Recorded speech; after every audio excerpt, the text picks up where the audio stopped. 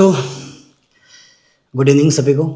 आज good afternoon good morning नहीं कह पा रहा हूँ मैं। तो इस बहुत दिनों बाद अपन ऐसे बात कर रहे हैं।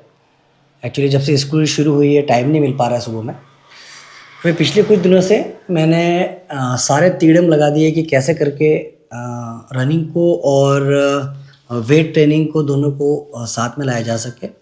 पर हज़ार तरह के कॉम्बिनेशन सब कुछ ट्राई करने के बाद भी ये पॉसिबल हो नहीं पा रहा है। अगर हम वेट ट्रेनिंग करने जा रहे हैं तो रनिंग छूट रही है, रनिंग करने जा रहे हैं तो वेट ट्रेनिंग छूट रही है। टाइम मैनेज नहीं हो पा रहा है, सुबह सुबह टाइम अपने पास कम होता है बहुत ज़्यादा। और अब बात यह है कि इस महीने का जो टारगेट है हमारा कि हमको 79 की रेंज में, मतलब 70 की रेंज में जाना है। 70 कितना भी चलेगा, 79 भी चलेगा, 78 भी चलेगा, कितना भी चलेगा।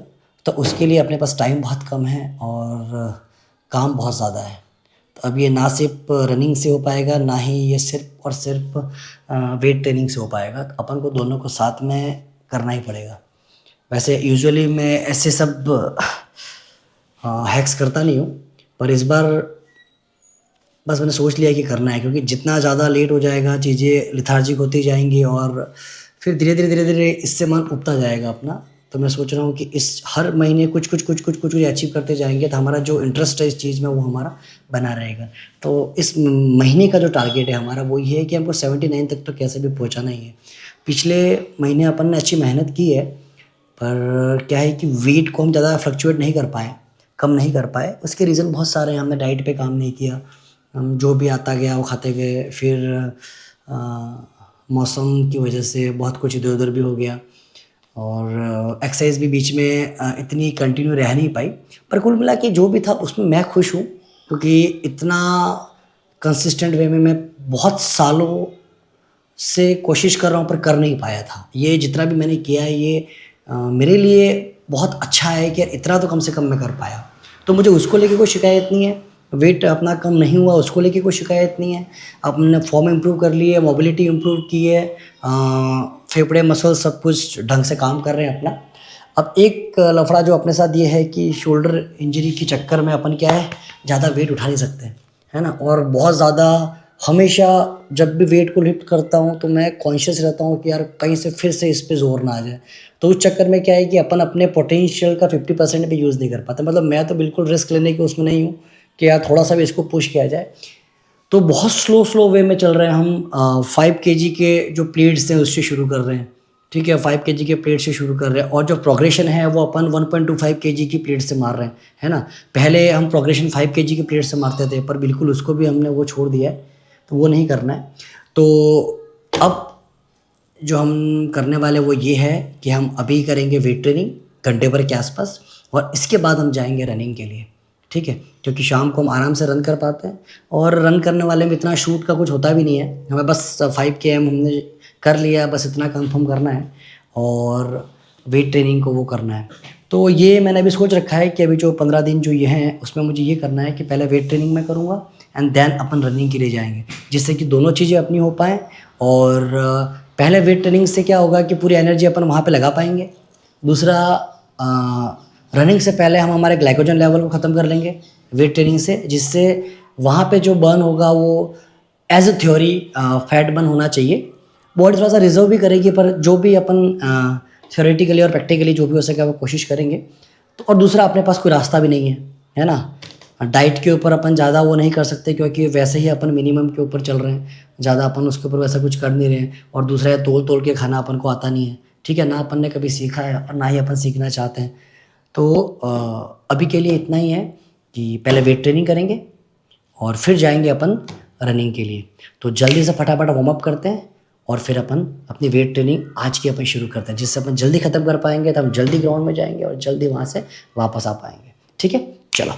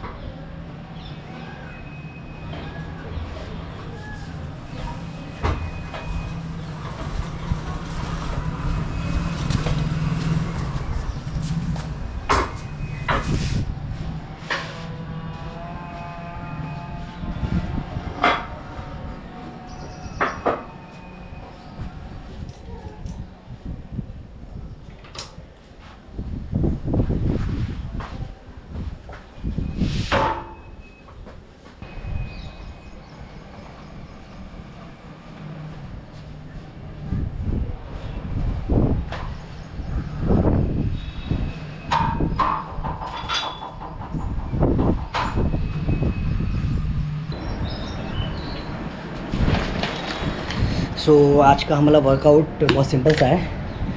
हम चेस्ट और ट्राइसेप्स लगा रहे हैं, 2-2 एक्सरसाइज दोनों की लगाएंगे। फर्स्ट हम इंक्लाइन प्रेस मारेंगे, 3 सेट लगाएंगे उसके। इसके बाद हम करेंगे ट्राइसेप्स एक्सटेंशन करेंगे अपन, उसके भी 3 सेट मारेंगे। फिर अपन केबल फ्लाइज मारेंगे, उसके भी 3 सेट। और उसके बाद अपन करेंगे ट्राइसेप्स पुल डाउन, उसके भी 3 सेट लगाएंगे अपन। रैप्स तो मेरे हिसाब से 15, 12, 10 के ही लेंगे अपन। वेट बहुत मॉडरेट रखेंगे, मॉडरेट से भी कम हो सके, धीरे धीरे करेंगे। और चलो शुरू करते हैं।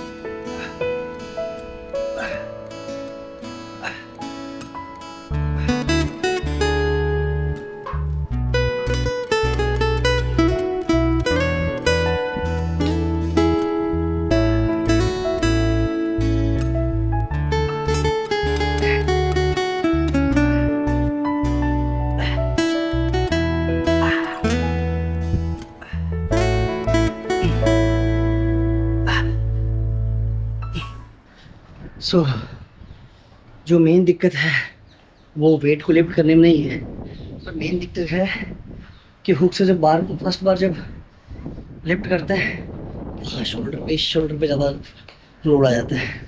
अब उसी को संभालना है। मैं बहुत कोशिश कर रहा हूँ पूरा बैलेंस रहे, ये शोल्डर इक्वली पार्टिसिपेट करे। और मुझे लगता है इसने काम करने छोड़ दिया है।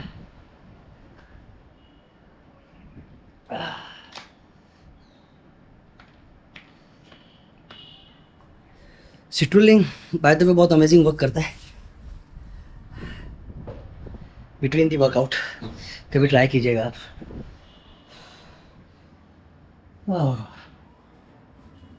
चलो करते हैं कोशिश।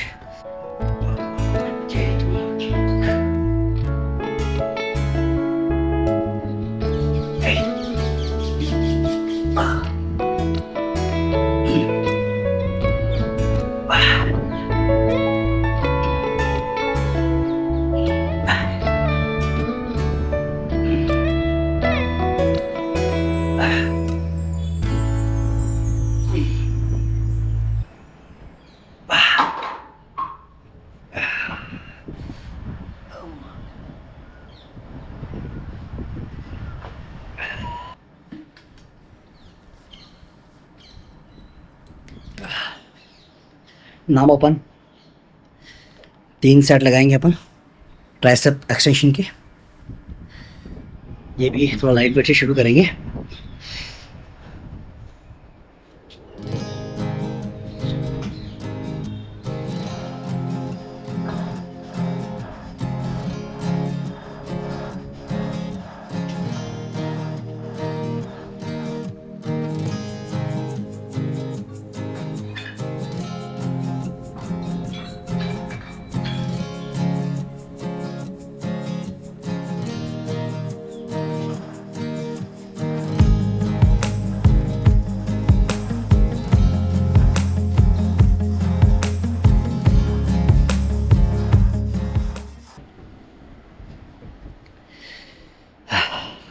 बेसिकली तो मुझे पता है, आप सबको पता होगा, पर 2 टाइप्स के मूवमेंट जिम में हम परफॉर्म करते हैं। 2 टाइप की एक्सरसाइज होती है। फर्स्ट वन है कंपाउंड मूवमेंट्स जिसके अंदर मल्टीपल मसल्स इन्वॉल्व होती हैं किसी भी एक्सरसाइज के अंदर, जैसे स्क्वाट्स हो गया, डेड लिफ्ट हो गया, इस टाइप की। और सेकंड जो होती है वो होती है आइसोलेशन एक्सरसाइज, जिसके अंदर हम एक टाइम पे एक सिंगल मसल्स को ही इन्वॉल्व करते हैं, उसी को ट्रेन करते हैं। तो जो ट्राइसेप्स एक्सटेंशन जो है, ट्राइसेप्स पुश डाउन जो है, बाइसेप्स कर्ल जो है, मोर ओवर लेग प्रेस भी मुझे लगता है शायद आइसोलेशन में आती हो, एग्जैक्टली मुझे नहीं पता। तो इन सब में, पर लेग प्रेस में तो खूब वेट डालते हैं, पर नॉर्मली आइसोलेशन एक्सरसाइज के अंदर हम ज़्यादा वेट नहीं डाल के फॉर्म के ऊपर ज़्यादा काम करते हैं कि कम वेट के अंदर हम प्रॉपर मूवमेंट को परफॉर्म कर पाएँ, प्रॉपर मसल्स इन्वॉल्वमेंट को हम इंगेज कर पाएँ।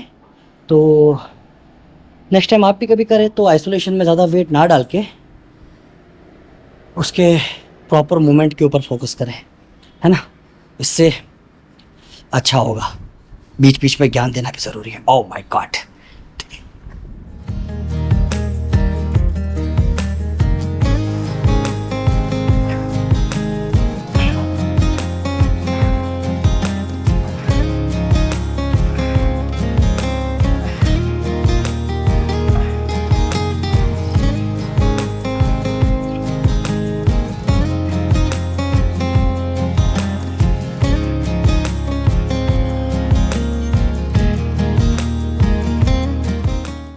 सो नेक्स्ट एक्सरसाइज जो हम परफॉर्म करने वाले हैं वो है केबल फ्लाई या चेस्ट फ्लाइज, कुछ भी आप कह सकते हो। ये भी एक तरह का आइसोलेशन मूवमेंट है जिसको हम थोड़े कम वेट के साथ करेंगे। वैसे ही ताकत कुछ बची है नहीं, पर करेंगे।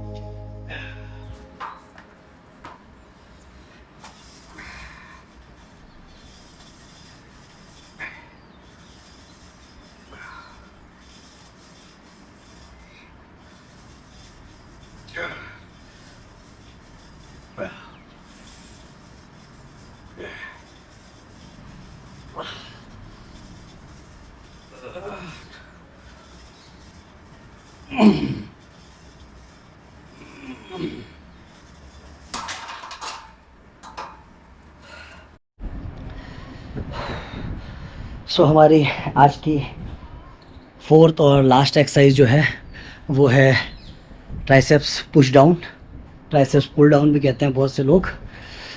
तो इसके भी 3 सेट मारने हैं। इसके बाद हम चलेंगे ग्राउंड और हमारा आज का जो 5 किलोमीटर जो हमें कवर करना है उसको कवर करेंगे। तो फटाफट से लगाता है ट्राइसेप्स पुश डाउन या pull down, whatever you called. Okay,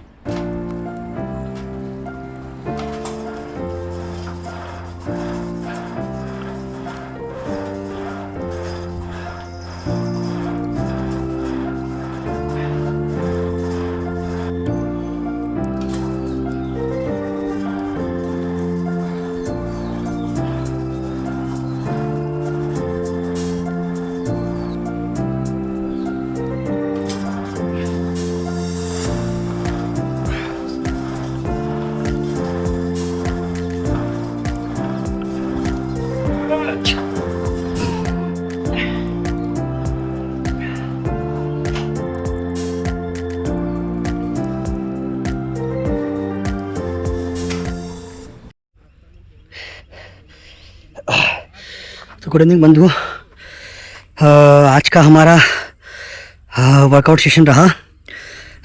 आज तारीख है शायद 13 है, नहीं 14 है ना, 14/7 है आज। और आज हमने कवर किया है 5.01 किलोमीटर हमने कवर कर लिया है। टाइम थोड़ा सा ज़्यादा लगा हमको, 35.30 मिनट हमको लगे इसको कवर करने में। एक्चुअली जिम की वजह से मसल्स में थोड़ा सा स्ट्रेन बहुत ज़्यादा था, कहीं कैसे पुल हो रही थी, तो दौड़ने में बहुत दिक्कत हुई।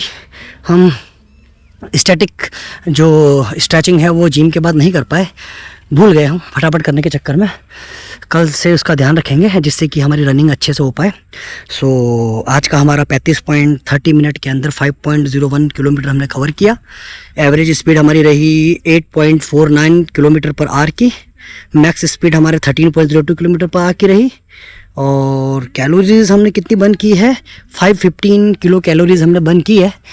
अब 515 में से जो इलेक्ट्रोलाइट का सेशन मैं यूज़ कर रहा हूँ उसके अंदर शायद 50 या 58 किलो कैलोरी समथिंग कुछ है, तो उसको माइनस कर देंगे।